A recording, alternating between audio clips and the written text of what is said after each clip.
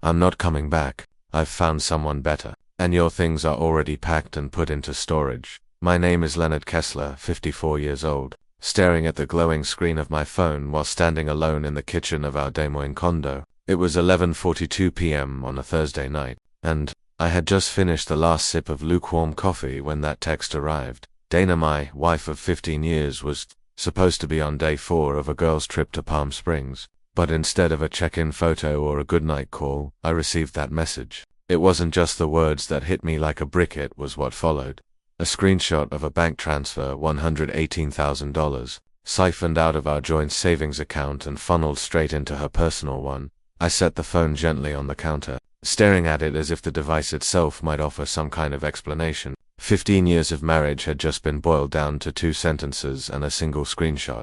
If I was honest with myself, the signs had been there for months. Weekend retreats that stretched suspiciously long, new clothes she never wore around me, late-night phone calls that ended the second I walked into the room. I had noticed it, all because noticing details is what I do for a living. I'm a forensic accountant. My career is literally about catching discrepancies, about identifying the truths people try to hide in numbers. But when it came to Dana, I ignored them. Maybe that was my first mistake. Or maybe my real mistake happened years earlier when I married someone who thought my profession was just dull spreadsheets and endless calculations.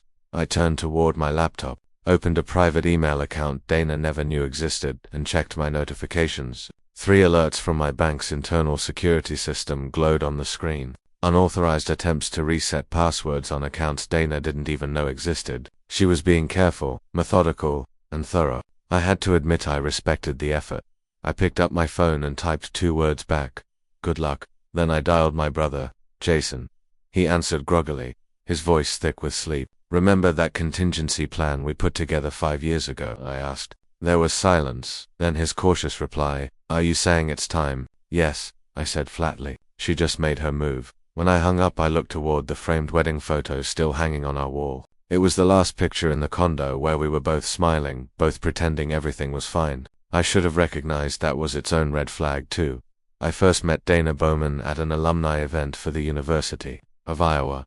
I was 38, then newly divorced from a short, forgettable first marriage and obsessed with building my forensic accounting practice. Dana was 34, magnetic, ambitious, and wholly uninterested in the details of what I did. I don't need to understand the boring parts, she'd say. As long as we live well, that's enough. We married after just a year. I funded her dream yoga studio, paid for the house in the upscale neighborhood, nodded along when she wanted luxury cars and vacations. Every time she asked for more, I signed the checks. My father once paused while repairing his deck with me and said carefully, son, I notice your wife spends a lot of your money. Just make sure she values how hard you work for it. I brushed him off at the time, but his words carved their way into the back of my mind. 6 years into the marriage, I quietly began restructuring my finances. Not illegal, just smart. I built 2 LLCs, moved assets into trusts, invested heavily in crypto, and spread wealth across offshore accounts. Dana knew only about the checking and savings we shared.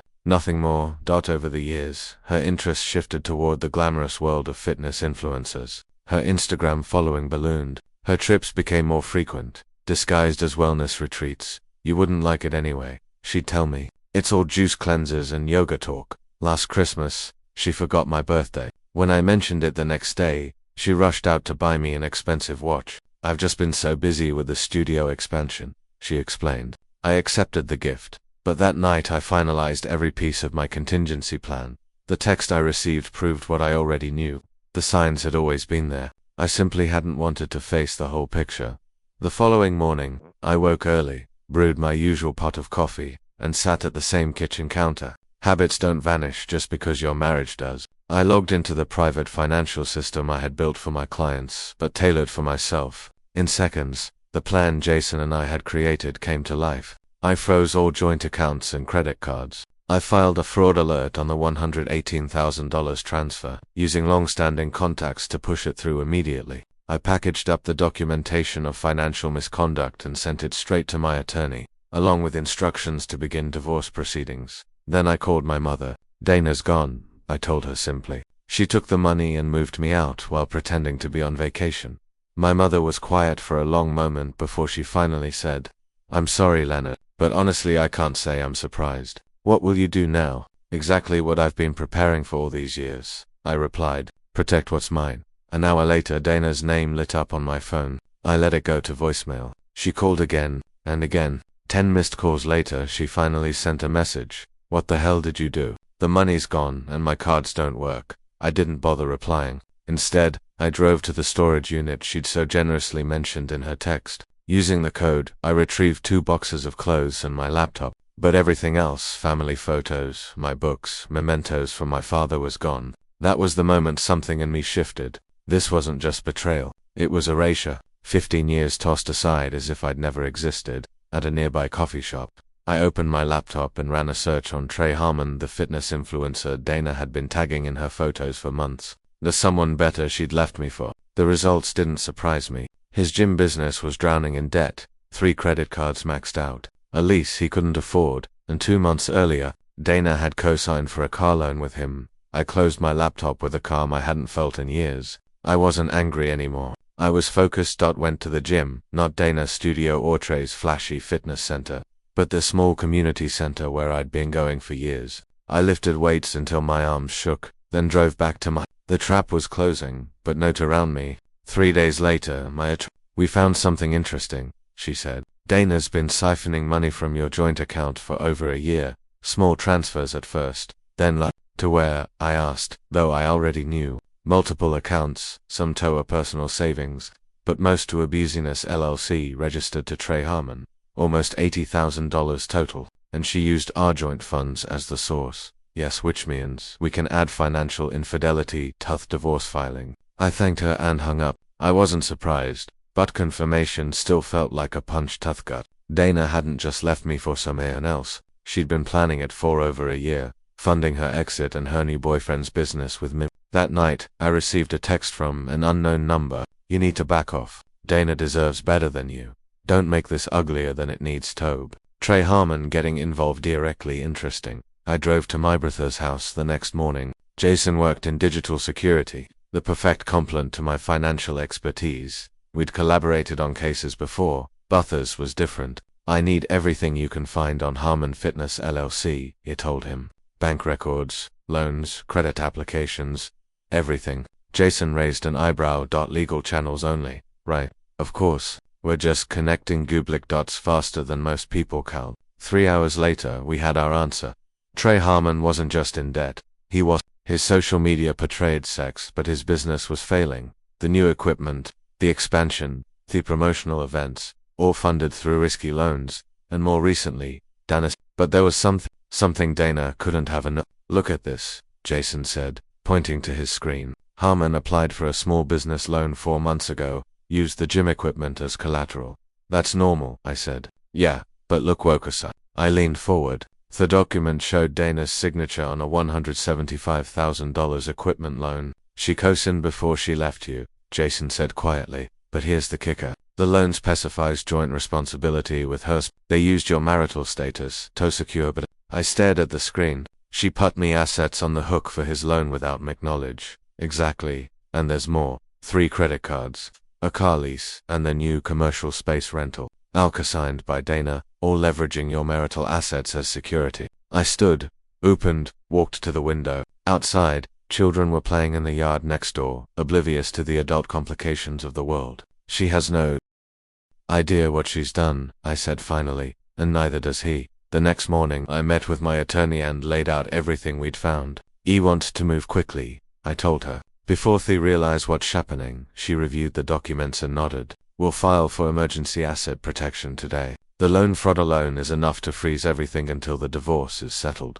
That afternoon I drove to Harmon Fitness. The gym was sleek and modern with motivational quotes painted on the walls and Trey's face, plastered across the inside. 20 sums inexpensive workout gear took selfies between Trey spotted me immediately. He was taller in person with the artificial turn and capped teeth of someone who'd built their career on appearance. He walked over, hand extended, smile perfect like a Bruber. "You must be Leonard Has. Dana's mentioned you." "I'm sure Ish has," I replied, not taking Hish. "We need to talk privately." His smile faltered, but held me to his office, glass-walled, visible to everyone but soundproof. "What can I do for you?" he asked, closing the door. I placed a folder on his desk. This is every financial document connecting you to Dana loans, credit cards, leases, all co-signed using our marital assets as security. He picked up the folder cautiously. I don't understand. It's simple. Dana used our marriage to back your business loans. Now we're divorcing and those guarantees. The color drained from his faces. He flipped through the pages. These are all legitimate business arrangements between Dana and me. Maybe, but they banks approved them based on our combined assets and income. Assets she no longer has access to. He closed the What do you want? Nothing from you. I just thought you should know what's coming. The banks will be calling those loans due very soon. Dana said you were wealthy. Hesed voice hardening. That money's no issue for you. Money's never been the issue, I replied. Trust was. I stood up to leave but paused at the door. One more thing. When Dana moved out, she took some items of sentimental value: tome, family photos, my father's watch, things money can't replace. He stared at me for a long. I'll see what I can do. I nodded and left. The next day, a courier delivered a box to my hotel. Inside were the missing photos, my father's watch, and other personal items. No, not. That same afternoon, my attorney confirmed the emergency asset protection had been granted. All shared assets would remain frozen until the divorce was finalized. I logged into my financial management system and reviewed the alerts. Dana had attempted to access a frozen account 17 times in the past 24 hours. She'd also tried to open a new credit line using our home as collateral. Denied. My phone lit up with her name again. This time I answered. What have I done? She demanded, voice shaking. The bank called in Trey's loans, all up them. They're seizing the equipment tomorrow. That's unfortunate, I said. This is vindictive. Leonard, you're destroying him to get back at. I'm not doing anything to him. I'm simply protecting myself from fraud. Used our marriage to secure his loans without my knowledge or consent. That's it. We can work this out, she said, voice softening suddenly. Come home, we'll talk. 15 years of marriage and she still thought I could be manipulated. That there's nothing to work out, I replied. The divorce will proceed. The fraud investigation will continue and Trey will learn an expensive lesson about due diligence. He ended the call and blocked her number. That night I slept better than I had in. 3 weeks later, I sat in a conference room as Dana and her attorney for our court-ordered mediation. She looked tired. The designer outfit and perfect makeup, unable to hide the. Her attorney spoke first. My client is willing to be reasonable, a booth division of assets despite the aggressive tactics employed thus far. My attorney smiled politely. That's good to hear because there's been a development. She slid a document across the table. The bank has completed its fraud investigation. They've determined that Dana forged Leonard's signature on multiple loan documents using their marital assets as collateral without his. Dana's attorney skimmed said document face,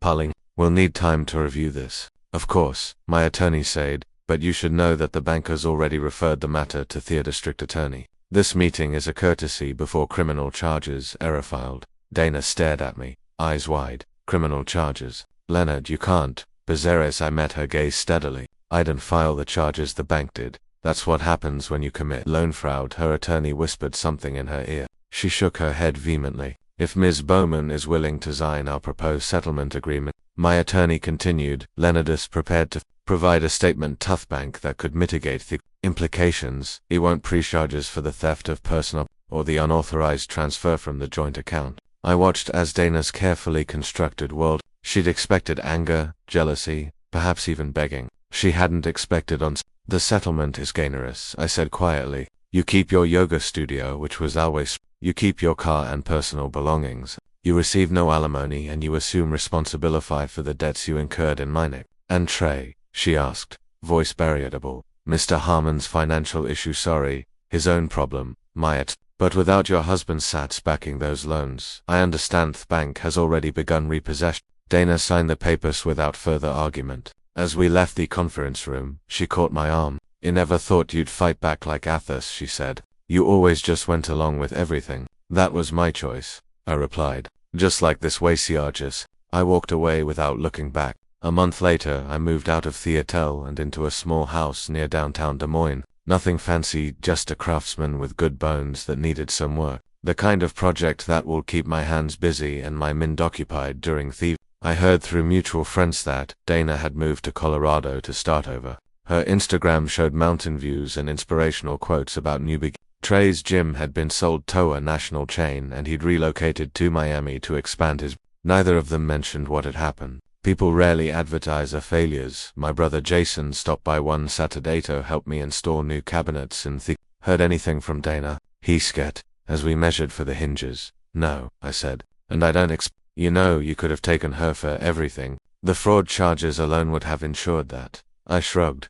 What would be the point? She's no longer my problem. We worked in comfortable silence for a while. The rhythm of measuring, cutting, and mounting, creating a meditative state. I'm thinking of taking some time off, I said eventually. Maybe drive up to Minnesota, do some fishing at Thekabin. Dad would like that. Jason, you haven't been there since he'd passed. That evening, after Jason left, I sat on my back porch with a glass of bourbon. The neighborhood was quiet, with only the occasional dog bark or child's laugh breaking that silence different from the upscale community. Dana had insisted on more real. I thought about the last 15 years, how I'd allowed someone else to define my life, my worth, how I'd noticed the signs but chosen to ignore, how, when the moment came, I'd been prepared because some part of me had always known this day would arrive. I didn't feel victorious. I didn't feel I just felt free. The next morning I called my office and told them I'd be taking 2 weeks off. Then I packed my truck, locked up the house, and headed north. No itinerary, no expectations, just the open road.